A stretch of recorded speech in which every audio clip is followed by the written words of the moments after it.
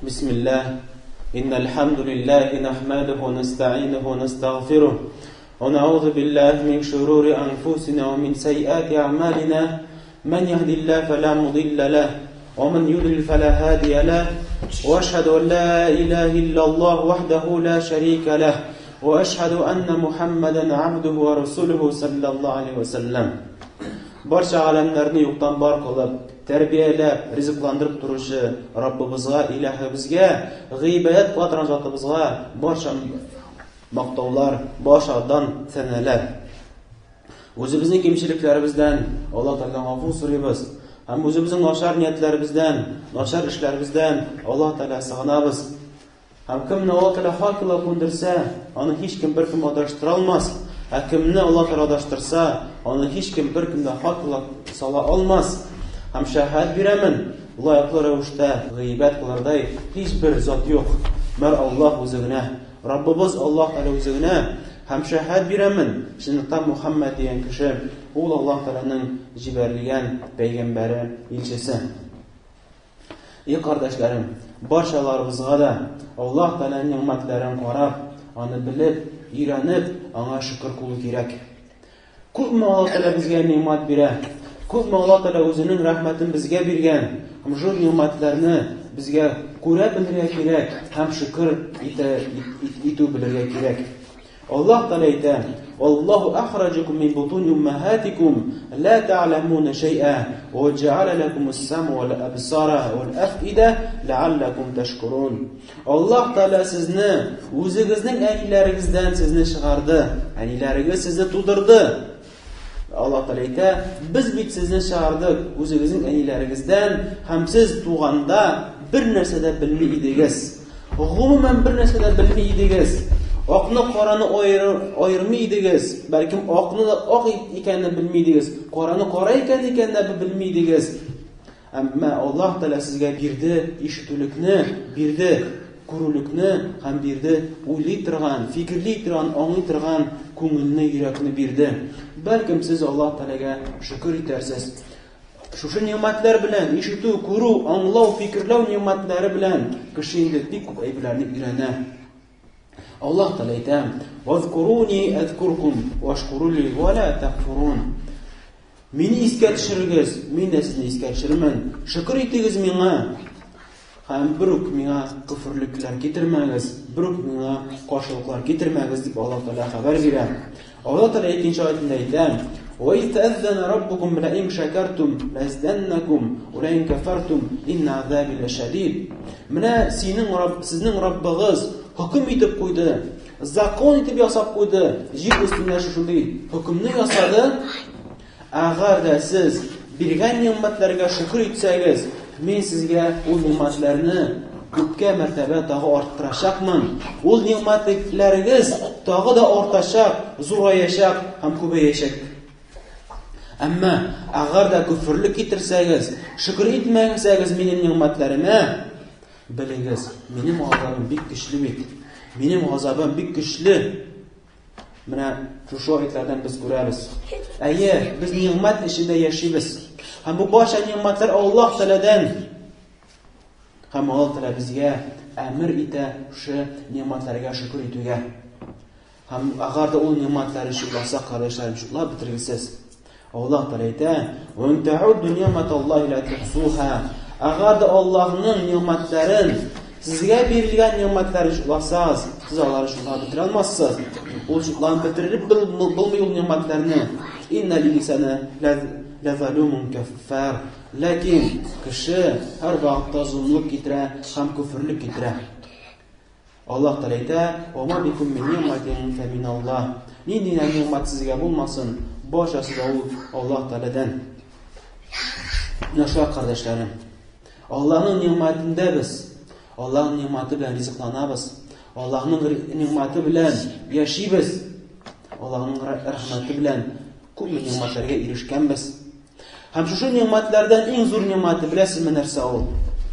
O'sha ne'matlardan eng zo'r ne'mati u Allohning yo'lida bo'lu.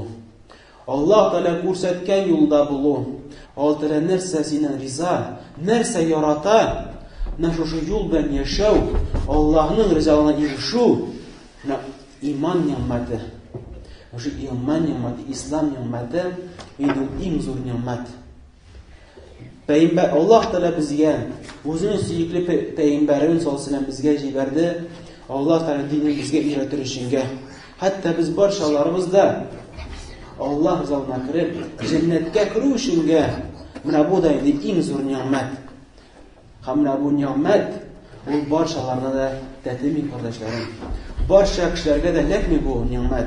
Бәлкем бик әз кешеләргә генә шул Аллаһның нигъмәте ләгә. Әйе, дөнья тормышында нигъмәтләр, ул эш булсын, ул үй булсынмы, ул машиналар, хатыннар, бала-чагалар, алар бирелә. Күпчелек кешеләргә барчасы бирелә. Ләкин иман нигъмәте Аллаһ Тәгалә үзе сайлап ала үзенең кулларын һәм үзенең нигъмәтен, шушы иман нигъмәтен, ислам нигъмәтен кешенең йөрәгенә сала һәм кешенең йөрәге авыша, ярата башлый Аллаһ динен, авыша башлый аңа, ашкына башлый аңа. Һәм менә бу нигъмәтне, менә бу нурны Аллаһ бирмәсә, беркем бирә алмый. Аллаһ Тәгалә кешенең йөрәген ачып, иман нурын кертмәсә, аны беркем дә ача алмый, һәм беркем дә ул нигъмәтне бирә алмый, кардәшләрем. Һәм әлбәттә менә бу нигъмәткә бер нигъмәт тә тигезләшми. Бөтен дөньяны кат-кат куйсаң да үлчәүгә. Менә уйлап кара, бөтен дөнья шарын, бөтен байлыклары белән, бөтен нигъмәтләре белән үлчәүнең бер ягына куеп, һәм дә кат шушы дөньяны син куй.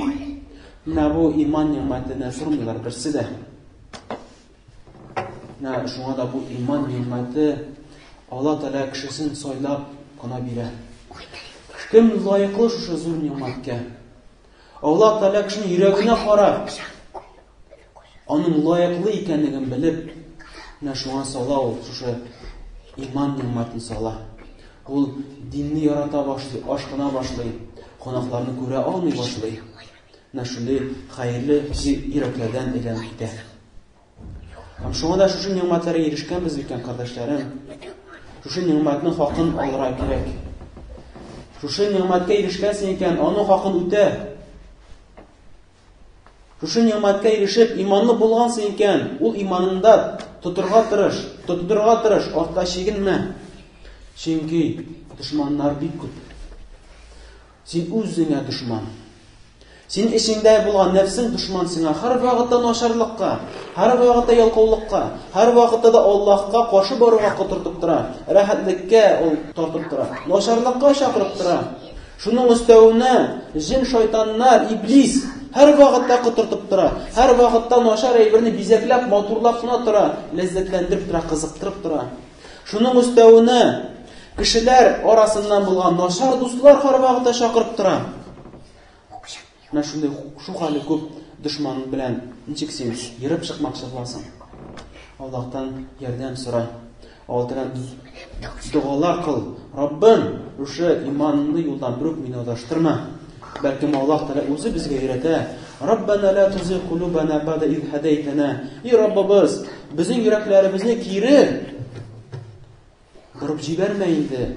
Безнең йөрәкләребезне хак юлга, туры юлга салганнан соң, безгә туры юлны күрсәткәннән соң, иманлы юлны, хәерле юлны күрсәткәннән соң, бер кире юлга безнең йөрәкләребезне борып җибәрмә.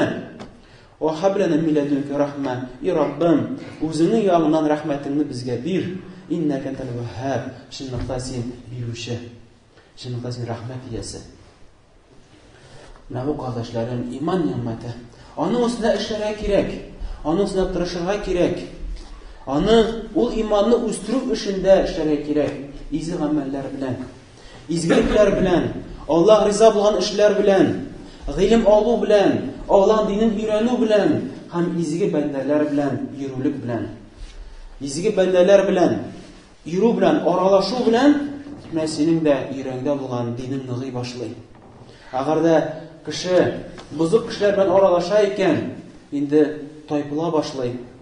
Ул бузык кешеләрнең бузыклыклары аңа яхшы булып күренә башлый. Һәм шәттер бул һаман да артка тәгәри башлый. Шуның өчен дә аның сәбәпләре бар, кардәшләрем. Алла Тәгалә безне хак юлга турыла күндергәннән соң, шу хак юлда торып калыр өчен, аягыбыздан шуып төшмәс өчен, аяктан нык калыр өчен аның сәбәпләре бар, кардәшләрем. Шу сәбәпләрне эшлик һәм һәр вакытта Алла Тәгалә дугада булыйк. Бу бер иң зур ниъмәт. Һәм шу ниъмәттән соң кала тагы да бер хәйр ниъмәтебез бар. Ул Алла Тәгалә сине хак юлга турыла күндергәннән соң Аллаһның диненә хезмәт күрсәтү. Аллаһның диненә хезмәт күрсәтү. Аллаһның динен күтәрүдә, таратуда тырышлыклар күрсәтү. Һәм әлбәттә, әгәр дә Аллаһ Тәгалә сине шундый бәндәләрдән кылган икән, син Аллаһның динен күтәреп, Аллаһның динен кешеләргә җиткерәсең икән, сөйлисең икән, пәйгамбәребезнең юлын, сүннәтен, Аллаһның динен кешеләргә җиткерәсең икән, Аллаһ Тәгаләгә шөкер әйт шушы ниъмәткә. Шушы пәйгамбәрлекнең вазифасын, пәйгамбәрләрнең эшләрен эшләгәнгә, Аллаһ Тәгалә сине шушы юлга керткәнгә, Аллаһ Тәгалә сиңа шушы юлда кертеп, шушы юлда хезмәт күрсәтүдә, әлбәттә, бөтен мактау, бөтен фазилат, бөтен рәхмәтлек Аллаһ Тәгаләдә. Һәм Аллаһ Тәгаләгә шөкер ит. Һәм бу юлда ныклы бул. Һәм Аллаһның динен күтәрүдә, таратуда, сәбәпләрне эшләүдә тырыш. Һәм әгәр дә үзең тырышсаң, Аллаһ Тәгалә сиңа ярдәм бирәчәк. Һәм сине сайлап алачак, Аллаһның динен күтәрүчеләрдән булачаксың. Аллаһ Тәгалә әйтә: "И Аллаһның җизе, әйт бу сүзләрне. Кул хадиhi сабили аду иля Аллаһ аля басира." Бу минем юлым. Ягъни Аллаһ Тәгалә әмер кыла пәйгамбәргә менә бу сүзләрне әйт. Менә бу минем юлым. Аллаһның юлы, Коръән юлы. Аллаһ Тәгалә өйрәткән юл. Менә бу пәйгамбәрлек юлы, пәйгамбәрнең юлы, бу минем юлым. Мин шулай яшимен. Аллаһ Тәгалә миңа нәрсә фарыз кылды, мин аларны эшлимен. Нәрсәдән тыйды, мин аларны тыйламын. Менә бу минем юлым. Һәм мин гыйлемле рәвештә, гыйлемгә нигезләнеп, Аллаһ Тәгаләгә чакырамын. Мин кешеләрне чакырамын Аллаһның диненә, карагыз нәрсә белән? Гыйлем белән. Гыйлемгә нигезләнеп, Аллаһның сүзләренә нигезләнеп, "Оман иттабаани, субханаллаһи ва ма ана минал мушрикин." Шулай итеп, бу минем юлым. Һәм миңа ияргәннәре, менә кем пәйгамбәргә иярә икән, без баршаларыбыз да Аллаһ Тәгаләгә чакырабыз гыйлемле рәвештә. Аллаһ Тәгалә бүтән кимчелекләрдән пак, һәм мин мөшрикләрдән түгелмен. Мин кафирләрдән түгелмен. Мин Аллаһның кулларыннан. Әйе, кардәшләрем, Аллаһның юлына хезмәт күрсәтүдә дә бу бит булай гына үтәлмәй. Аның юллары бар, аның шартлары бар. Һәм шул иң төп шартларыннан син Аллаһның юлына чакырырга тиешсең гыйлемле рәвештә. Гыйлем белән. Гыйлем ул Аллаһ Тәгалә нәрсә әйтте һәм пәйгамбәребез саллаллаһу алейһи ва сәлләм нәрсә әйтте. Менә шу гыйлемгә нигезләнеп син кешеләрне чакырасың. Әмма ни кызганыч, кайбер мөселманнар хәерлек телиләр. Хәерлеккә ашкыналар. Хәерлекне дә телиләр. Башкалар да мөселманнар, башкалар да намаз укучылар булсыннар дип бик тә тырышалар. Ләкин өйгә кергәндә өйнең ишегеннән кермиләр. Өйгә кергәндә тәрәзәдән керәләр яки мурҗадан керәләр. Дөрес юлдан эшләмиләр бу үзләренең эшләрен.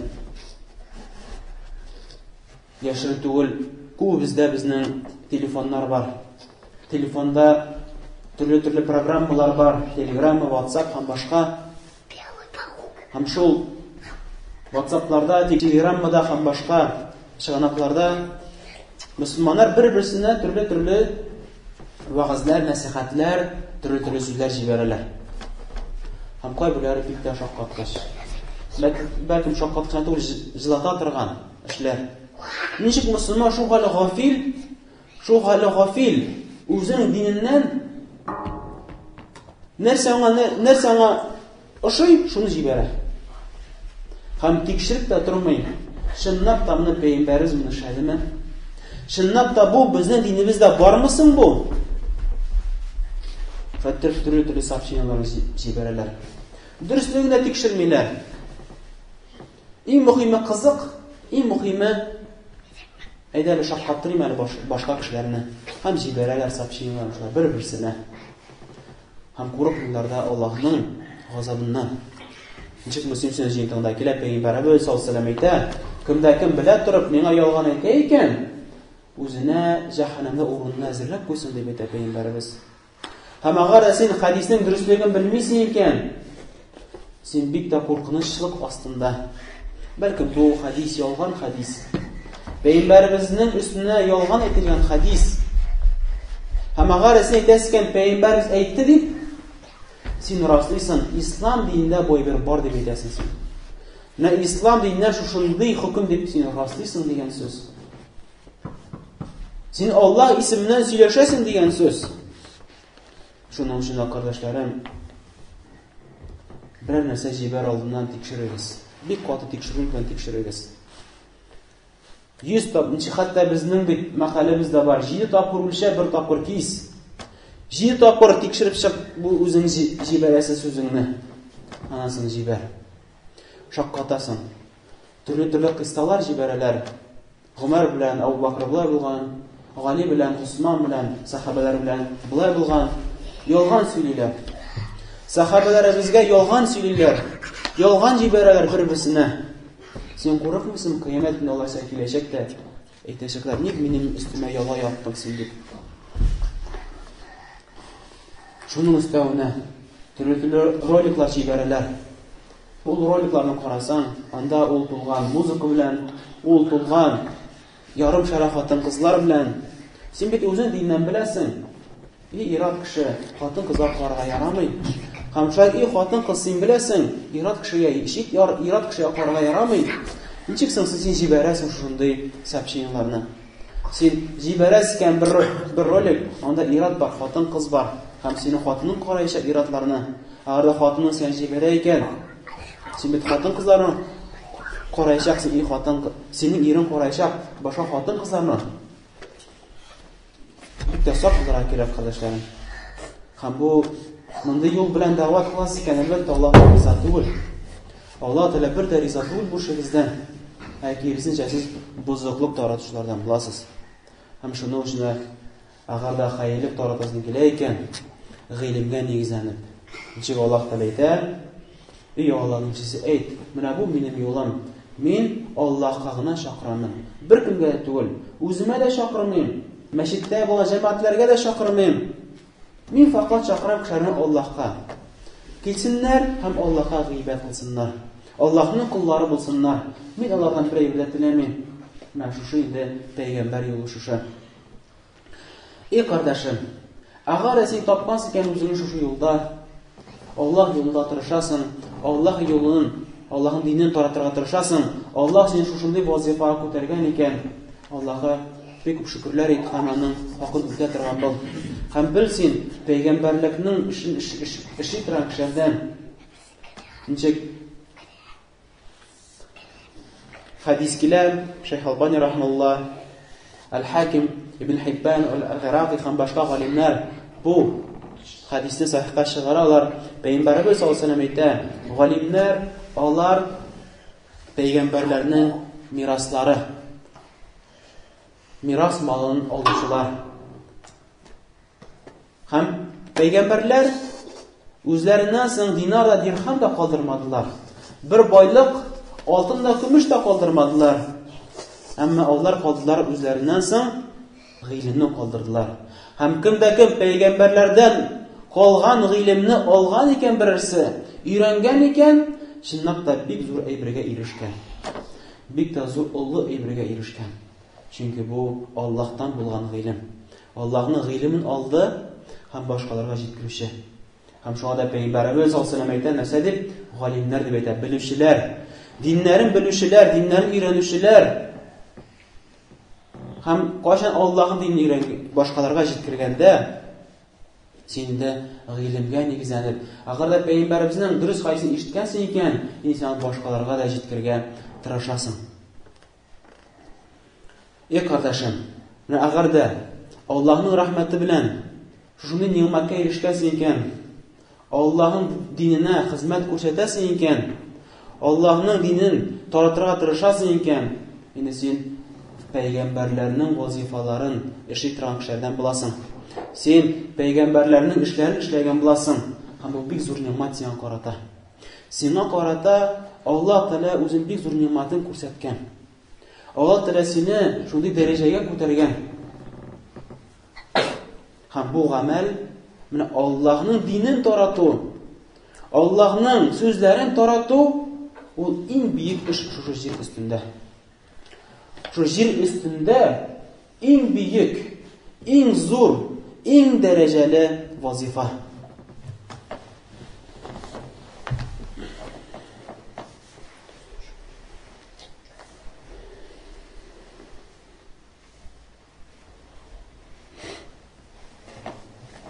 Алхамдулиллахи раббил аламин, ва ла акибату лил муттақин, ва ла удвана илля аля залимин, ва саллаллаху аля набийина Мухаммад ва аля алиhi ва сахбихи аджмаин. Аллаһ Тәгалә әйтә: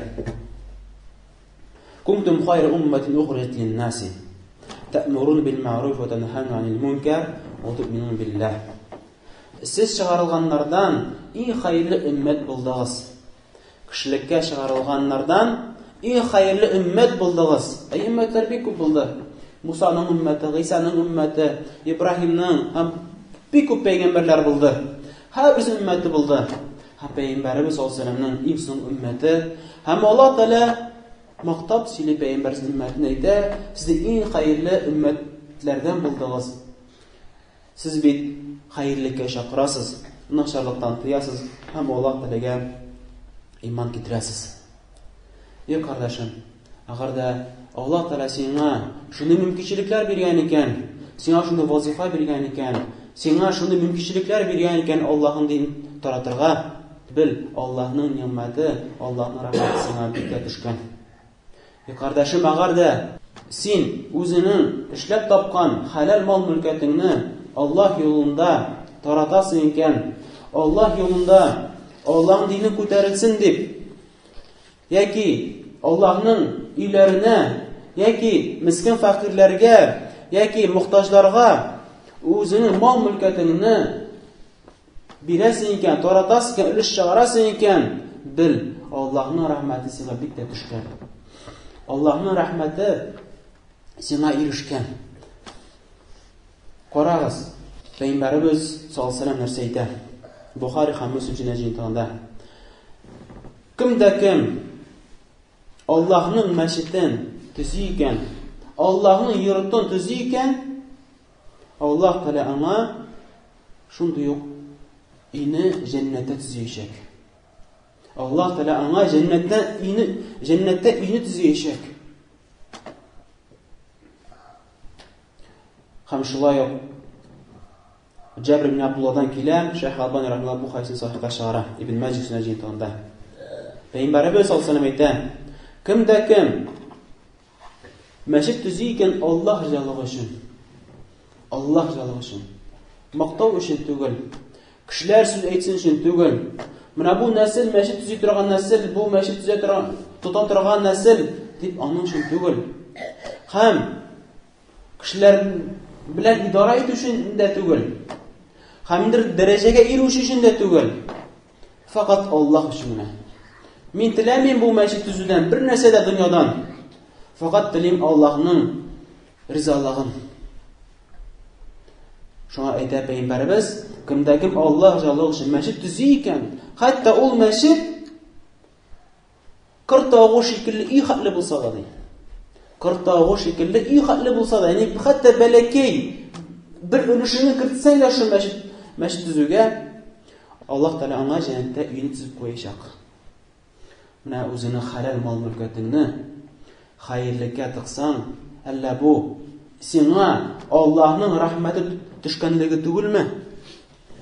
Күпме без күрәбез кешеләр мал-мөлкәтләрен, Аллаһ Тәгалә биргән мал-мөлкәтләрен гынаһка тоталар. Ишерткеч эшмәлеккә, зинага, фахишәлеккә, исрафлыкка, әле кирәк түгелме? Һәм тагы да куркынычрак, гынаһка тыгалар күпме мал-мөлкәтләрен, акчаларын. Бу истәнгә дә түгел бит. Меңләгән акчаларын тыгалар. Һәм алар шатырып эчеп, ашап, тышып, шатыр юкка чыгып бетә аларның мал-мөлкәтләре.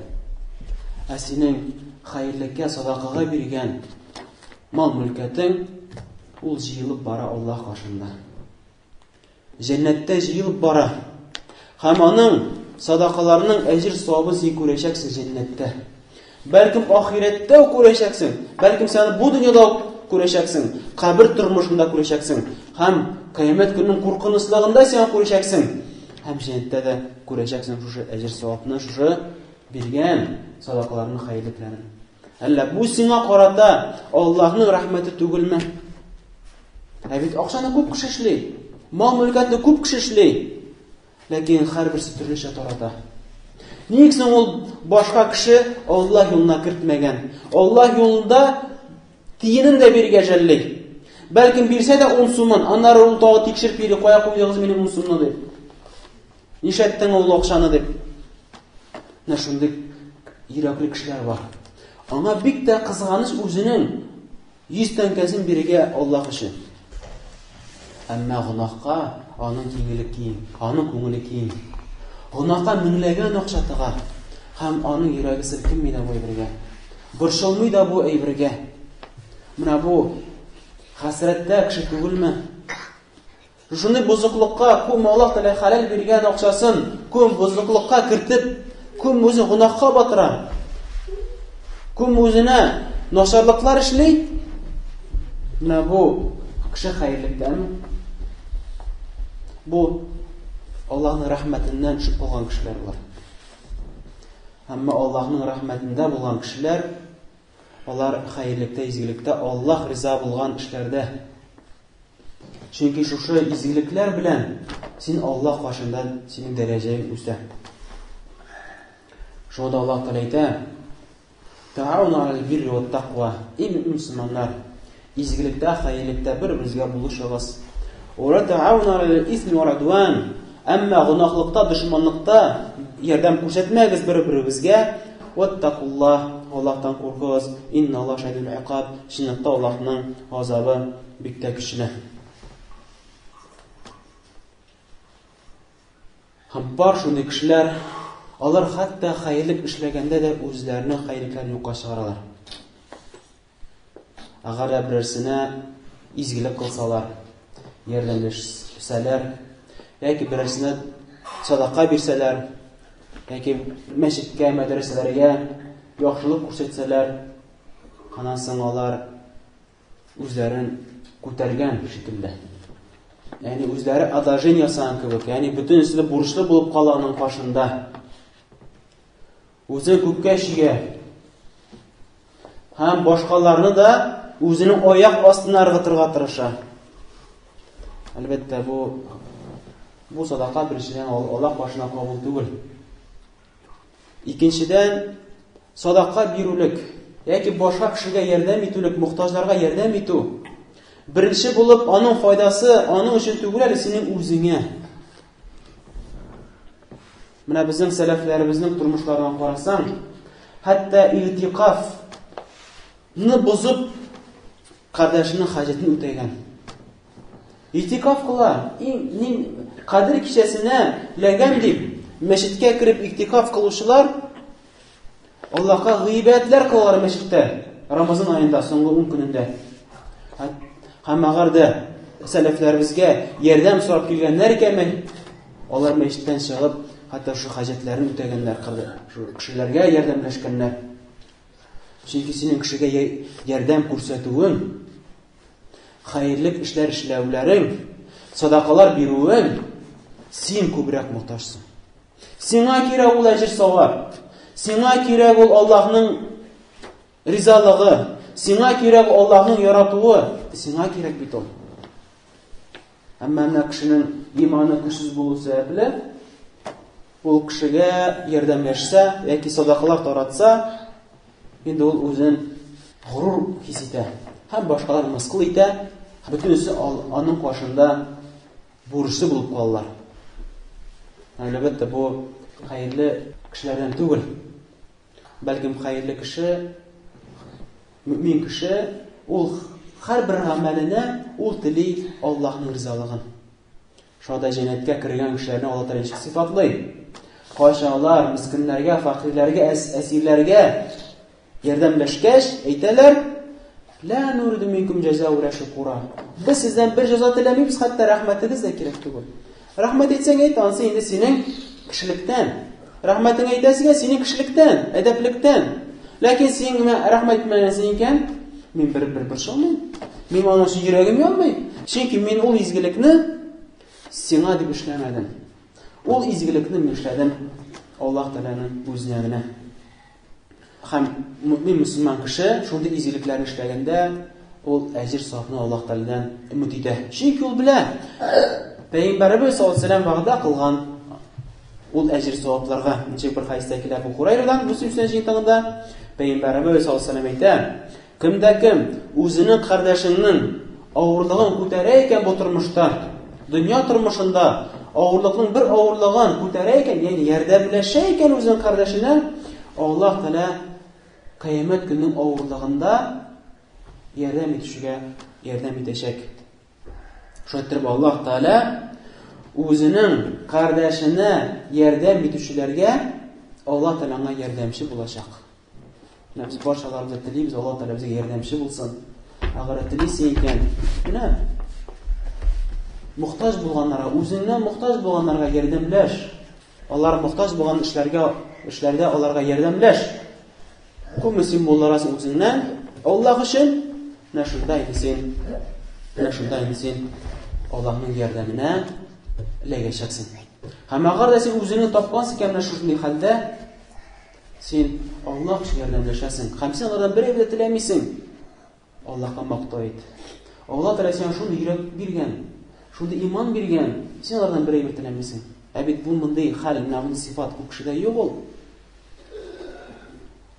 Баш шундый кешеләр, кайчан мохтаҗ кешеләр аларга ярдәм сорап баргач, яра авырлык белән ярдәм итә бер вакытта. Икенче килә. Икенчесендә инде тагы да авырлык белән ярдәм итә. Өченчесендә инде кача башлый. Әйтә: "Минем вакытым юк. Минем эшләр килеп чыкты." Һәм төрле сәбәпләр табар. Һәм наваттыр бу кеше үзен алдый. Син үзең алдыннан нагар сиңа сорап киләләр икән. Син үзеңнән күпме зур әҗир савабны алып ышкындырып җибәрдең. Ә бит андый кешеләрдән күп түгел бит ул. Аннар имагар да сиңа һәрбер минут саен киләләр. Юк. Менә агар да үзебезне уйлап кунаклар икән, атнага мин кемгә булышканым бар? Кем миннән килеп ярдәм сораган кеше бармы? Уйлап кунаклар. Менә уйлап кунаклар. Ансы да шуңа булуына карамаса, аларына бурып җибәрү. Әлбәттә бу хәйрлекләрдән түгел.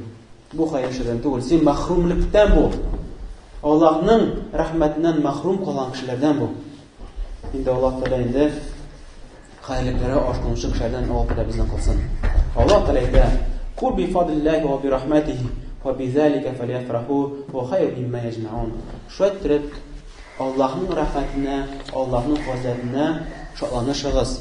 Чынлыкта ул хәерлерәк сез җыйган әйберләрегездән, ягъни сез җыйган байлыкларыгыздан Аллаһның рәхмәте, ул Коръән, ул Аллаһның туры юлы, хак юлы, ул хәерлерәк сез җыйган алтын, көмешләрдән. Шулай булгач, агар да үзегезне хәерле юлда тапкансыз икән, Аллаһка мактау ит. Чөнки Аллаһның рәхмәте белән генә ирешә торган бу ниъмәт. Инде Аллаһ Тәгалә сорыйбыз, Аллаһ Тәгалә безнең иманнарыбызны арттырсын, безнең йөрәкләребезне хәерлекне ярата торган йөрәкләрдән кылсын һәм начарлыкларны күрә алмый торган, каша торган, чиркана торган йөрәкләрдән кылсын. Раббана атина фид дунья хасана ва фил ахирати хасана ва кина азабан нар.